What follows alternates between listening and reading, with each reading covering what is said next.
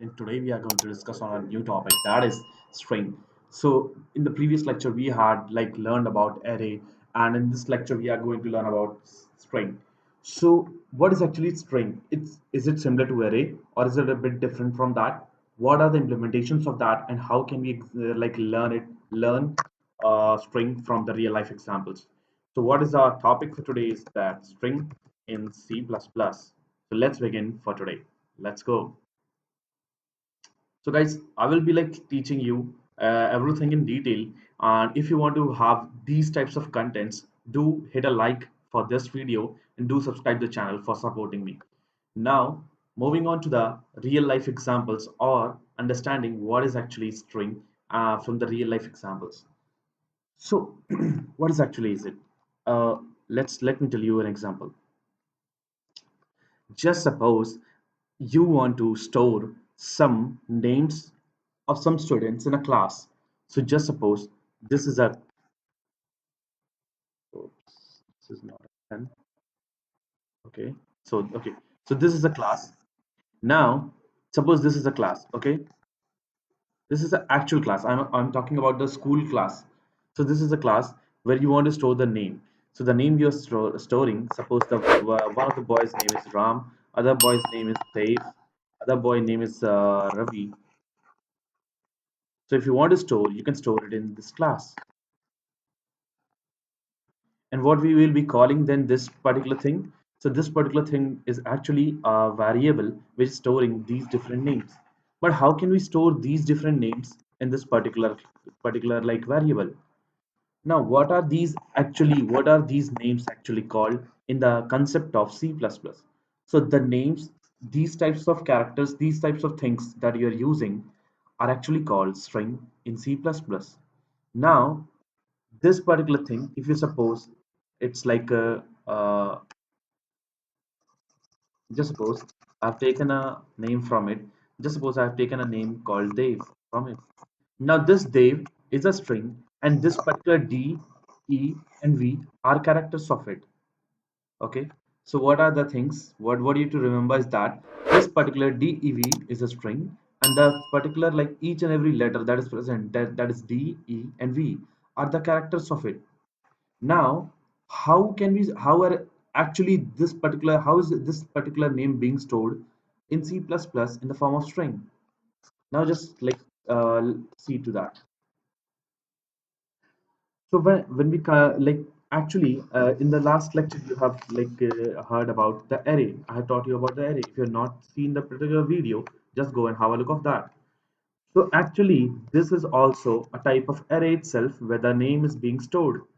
So actually, the Dave is being stored as D, E, and V. So it is you can consider it's an array that is storing the character. So the first letter, as I've told, will be 0, with the index value of that will be 0. That is the name of that particular box, then 1, and then 2.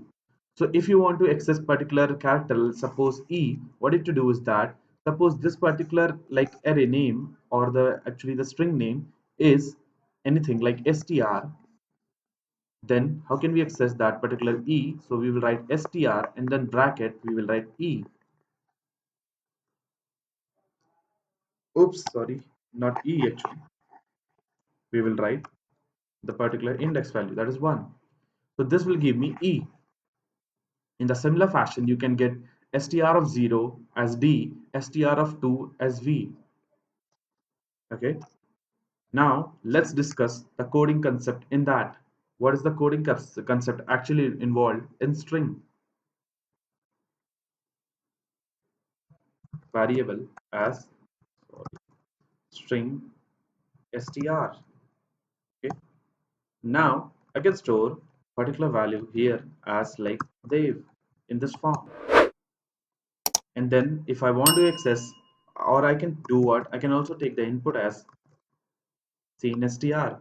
It's up to you how you want to store the particular string value in the variable. Moving further, what you have to do is that if you want to access, and actually what is the length of this Dave here, you would be remembering that I have told you that number of counts of the characters. So the actual length of it is 3. So how will you get that? You can get it from the function called as length function. So this will give you the length. So how can you get it? str dot length. This will give you the particular thing. Now what you can do is that in order to like access the particular values, you can do right for I int I equal to 0, I is less than the same thing, this one str dot length.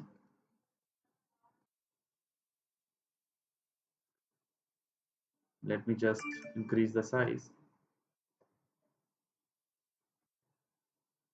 Semicolon I plus plus,